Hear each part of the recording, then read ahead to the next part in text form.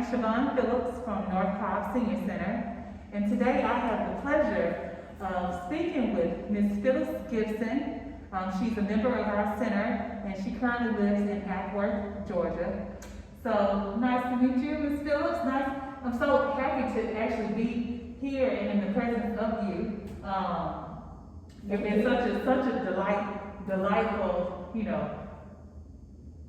woman, and just you bring so much light to the center. So just thank you for coming to the center and giving us something to do and sharing your history with us. It's really been an honor. So Ms. Phillips, let's go down your timeline. Let's go down your timeline, and can you tell me just a little bit more about you, where you're from, and just some of your family history? I am originally from New York City. I grew up mainly on Long Island, Queens, Long Island, and my education was all on Long Island, and my career was all on Long Island. So tell us about your immediate family, your mom, your dad. Okay. My immediate family I'm really quite proud of, and I'm sure that other people are too, but I am. My immediate family came to this country in the early 20th century, and they had children and established themselves. My mother and father were both born here, as was I, and we have lived here all our lives. Okay. And you have any siblings? I have no siblings. She's the only child. The only child. And you were telling me some interesting things about your grandparents. Yes, and your great-grandparents. And great-grandparents. This picture is a picture of my great-grandparents. They came from St. Kitts in the West Indies, Donald and Ella, and these are their 7 children. Harry being, we call him Uncle Harry, being the youngest, and this is my grandmother. Wow. Let's give them a look at that. Her grandparents, great-grandparents, and great-grandparents, and her grandmother and their kids from the West Indies. So can you tell us, let's go into more into your family, your husband, your children, your kids, and just give us a little bit more history about that. Okay, I'll be glad to share that. As I said, my mother and father were both born here. This is a picture of my mother's graduation from junior high school in New York City, 1933. Wow. This is her picture right here. She's right there in the center. She's pretty. And over here is a picture of my dad. Of course, he's not in junior high school at this point, but this was on a trip that we took together. And he's from? He's from New York also. Right. And where's your mother from? My mother was from Manhattan. She was Oh. born in Manhattan. My father was born in Manhattan. That's where they met. Okay. Actually, the two families knew each other for many years because members of my family were in show business. Oh, really? Well, you didn't tell me that. What type of show business? Let's get the scoop on the show business. What type of show business? We had 2 band leaders. They played regularly. I don't know how many people would remember this, but at the Renaissance Theater in New York. Wow. The 2 bands. Wow. 2 brothers. And what did they play? They played all kinds of music. Wow. Dance music mainly. Okay. Wow. So you're a dancer too? Yes. And you love music? I do. Yes. Okay. I'm learning a little bit more about you. So tell us about your husband, and you have one child. I have 1 child, but I have 2 husbands. Okay. I do not have a picture of my first husband. Okay. That ended in divorce. Okay. But I do have a picture of my second husband. Okay. This is John here, and this is our 15th wedding anniversary. Wow. We were married a total of 22 years, Uh-huh. but I knew him for 30. Wow. Wow. This is a beautiful picture. Can I show them? Sure. It's a beautiful picture of Miss Phyllis. Look at that. So pretty. And your son? My daughter Mhm. is right. Daughter, I'm sorry. Yes, Mhm. can't forget you. Here is her wedding picture, Mhm. and this is her husband. I love him dearly. Oh. And my daughter and me. Mhm. This is Dan and I, as I mentioned. Oh, and this one I think might be important. This is 4 generations. My mother, is that me? Yes, me, Sharon, and my grandmother. Wow. 4 generations. Look at that. This is a beautiful daughter at the very top. And look at that, 4 generations. Mom, Miss Phyllis, and your My grandmother grandmother, and your and my mom. mom. Oh, wow. That's a beautiful picture. Wow. So Miss Phyllis, you told me that you were a school teacher. Yes. So tell us about being a teacher in Rhode Island? No, Long Island. Long Island. Tell us about being a teacher in Long Island. As I said, my education was all on Long Island after the 1st grade. Mhm. We moved to Long Island. And from then on, I went to public schools, including, well, not public, Adelphi College at the time, now it's a university. And then I went to Hofstra for my postgraduate work, where I received my master's. And I taught on Long Island, in Hempstead and Roosevelt. And I taught as a total of 32 years, Wow. starting with pre-K Okay. when I was a student, and working all my way up to college. Wow. I also taught adult education at night. Okay. Okay. So, when did you retire from teaching? 1990. 1990. Wow. You know how old I was in 1990? No. 1990, I was 4. Oh, okay. That wasn't too bad. I thought you were going to say you were months old. No, I was 4 years old.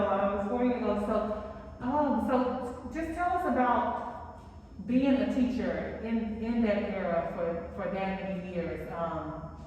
Were there a lot of female black teachers? Were there a lot of male black teachers? How was it? That's an interesting question. When I first started, and for many years after that, it was just about all females. Okay.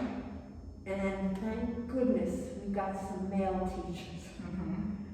Because male teachers are very important for the school system. Right. I would like to see many more. It doesn't pay enough, but I'd like to see many more.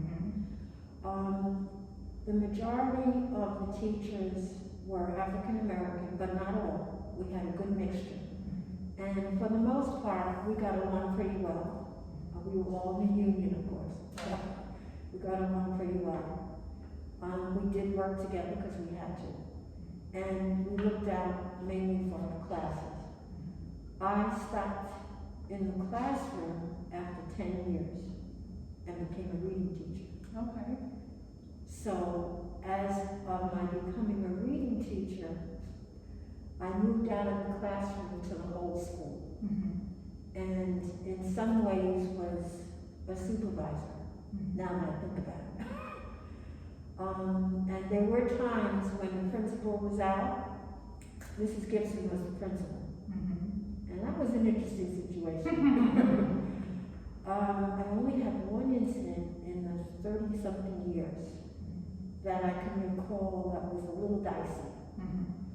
I had one of my kids who had some problems. And it wasn't that he had problems with me, he had problems, period. And he decided one day that he was the principal. I was principal, I should say that. I was principal at this time because the principal was out. Right. And so this young man decided he's going to act up. Not a good idea. And so the music teacher threw him in my office. I was in the principal's office. threw him in the office. And of course, he's very upset. Right. I just should mention that the music teacher was 6'2", at least 200 and something pounds. Wow. And here he comes throwing him in the news. So I'm saying, okay, now I have to handle this. I can't let this go, I have to handle it. He was a 5th grader. So what I did was, I gave him a piece of paper. I didn't yell at him, I didn't scream at him, I didn't accuse him of anything. I want you to write down what happened. And he looked at me like, really? I said, well, you're gonna take the 5th grade test. Right. So this is a good way to tell me how well you're gonna do in the 5th grade test. 5th grade test is a writing test. Right. So he did. Scribbled on his paper. I said, uh-oh. So I took it, again, not saying anything to him. I said, you know, I can't read this. And I can't say whether you were wrong or right if I can't read it. Right. Do it over again. He wasn't happy, but he did. Mm-hmm. So the second time, he did a little bit better. And I read it, and I said, okay, now this is what's gonna happen. I'm gonna make a copy for me, a copy for Mr. Miranda, who was the principal, who was out, a copy for your parents, which I'm gonna send to them, a copy to your homeroom teacher. Mm-hmm. And he said to me, well, I'll intercept the letter that goes home. I said, no problem. That's not a problem, we've got 3 more copies. Right. And I have my own. So he was so angry because I didn't yell at him, I didn't accuse him of anything, but he incriminated himself Right. by what he wrote down. Right. So I said, okay, now you can go out to the playground. The word spread on the playground. Do not mess with Gibson, this woman is crazy. So the rest of the week I had no problem. That's good. And as a matter of fact, on Friday, which was his last day before Mr. Miranda would come back, the teachers wrote, which I was very proud of them, and proud for me, they wrote a letter of recommendation and sent it to the administration. I didn't know about it, and signed it. Mm-hmm. And, you know, complimented me on the way I handled the week without Mr. Miranda there. Wow. And I was very happy with that. And I thank him for this. That's good. I never had another problem with that child. But like I said, the word spread on the playground, do not mess with her. Wow. Wow. You mentioned, you told me that you taught adult education as well. Yes, I did. How was that? Was it a college? Was it a tech school? It was, I taught adult education at night. I was a single mother for a time. And any job that came up, I raised my hand. Right. Remember, my degree was in reading Right. at that point. So I could just take about any job Mm-hmm. and develop my own curriculum. Right. And so night school was for people who had not passed their high school diploma. And I taught reading. And so that was a very good experience for me. I work all day, get myself together, have dinner, go to the high school, and teach the adults at night. They were so much easier than the children. Right. Right. Because they wanted to be there. Right. Right. And my oldest adult that I can remember was Mrs. Trihart. At that time, we were on the 3rd floor. And Mrs. Trihart never missed a class, no matter what the weather or anything like that. She would take up those three flights of steps, and she'd be in class. Wow. How old was she? 62 at the time. Wow. Wow. Wow. And did she finish? She finished the class. I don't know if she took the test. Okay. I asked her one time, Mrs. Trihart, why are you here? And she said to me, because she's the oldest person. And she said to me, because I promised my mother on her deathbed. You have to remember, we're talking now the early 70s at that point. Mrs. Trihart didn't finish high school because she had to go to work. Right. to help support her family. And so therefore, she didn't have a chance to finish her high school. And that's why she promised her mom. It was important to her mother. Wow. And so I was so proud of her. We did have some people who passed. Yay. By the way, the high school diploma test is very, very difficult. It's a 10-hour test. Wow. You can take practice exams, but of course you can't take the real one until you go there. Right.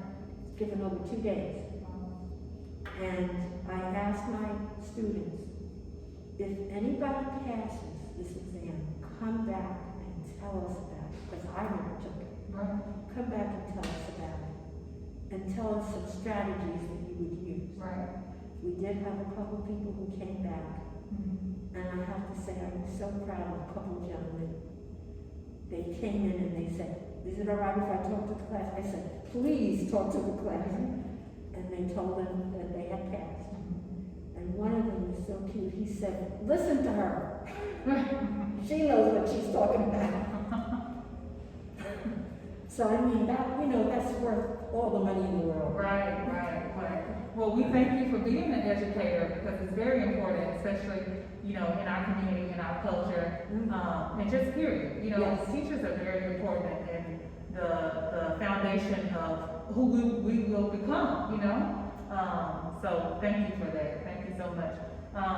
And give us just a few, as we wrap it up, give us a few of your family traditions. Can you think of any family traditions Sure. that you have?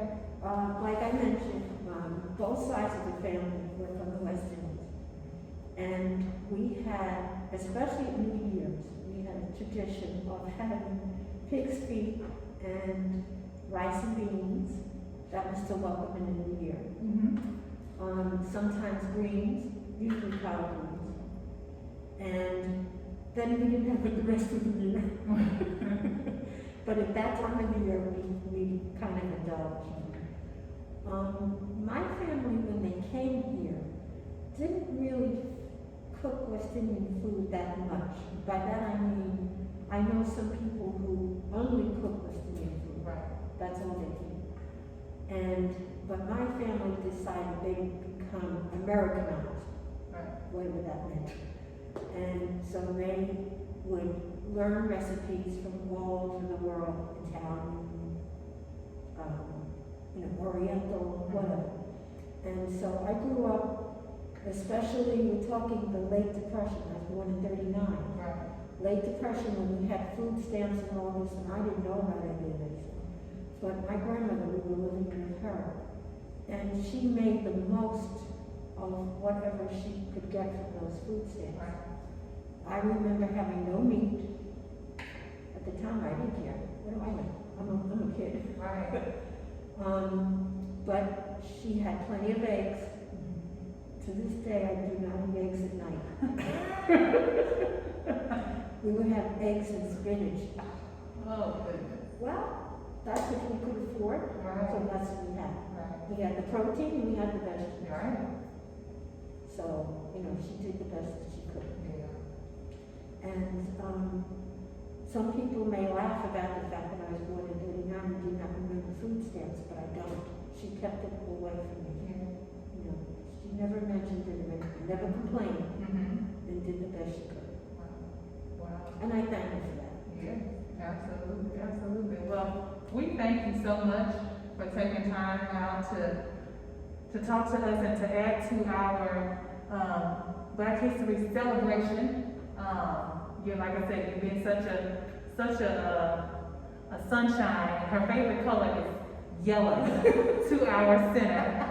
Every time I see her, I just think of the sun, and she, like I said, she's a sunflower to our center. So thank you so much, Ms. Phillips, and we'll see you soon. Thank you for inviting me, and I wish everybody who views this a very, very wonderful year. We're due. Thank you.